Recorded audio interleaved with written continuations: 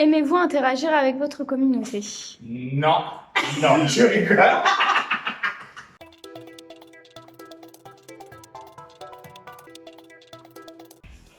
Pour ma part, oui. Un grand match pour le métier de social media management qui me tient vraiment à cœur. C'est la partie interaction, interagir avec les gens. C'est la partie le plus fun, plus style. C'est là où j'ai vraiment la joie de vivre, vraiment, j'aime bien. Ouais. La partie que je préfère dans mon métier, c'est la partie de création de contenu. Le contenu que je diffuse, il m'aide à véhiculer un message et monter ce message-là à travers un post sur LinkedIn.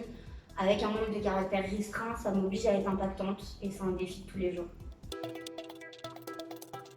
Match, un gros match. J'aime avoir le retour de mon réseau et de ma communauté sur le contenu que je partage.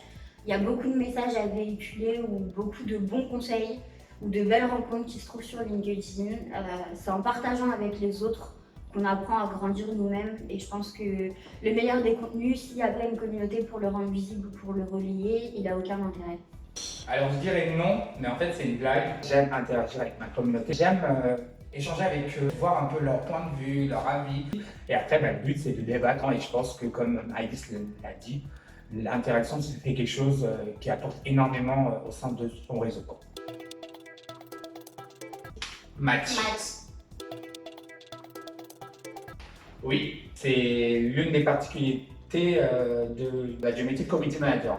Oui, j'aime les deux parties du mot réseaux sociaux. J'aime la partie réseau en lien avec le digital et Internet et surtout la partie sociale avec l'échange et l'interaction humain qu'on peut trouver sur les réseaux. Mais attention à ne pas en devenir dépendant. Non, moi, en tant que community manager, je suis là pour nouer des liens et éventuellement inciter les gens à interagir. Et moi, en tant que social media manager, je véhicule à travers mon contenu le message de l'entreprise et ma finalité, c'est de mener à l'achat.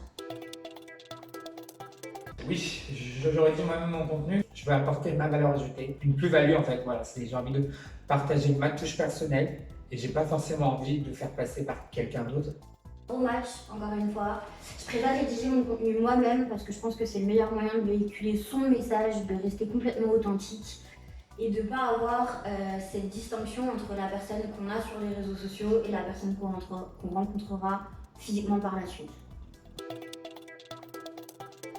Moi je suis contre. En fait, il y a deux types de pods. Il y a les pods humains et il y a les pods automatisés. Alors tout ce qui est automatisé, je n'aime pas et beaucoup de personnes le font. Et la partie humaine, ça peut être intéressant, mais le problème aujourd'hui, c'est que le fait de faire partie d'un groupe de pods, ça peut nuire à notre image de marque. Moi, je suis complètement d'accord avec Bekir, je suis complètement contre les pods automatisés qui pour moi n'apportent aucune valeur.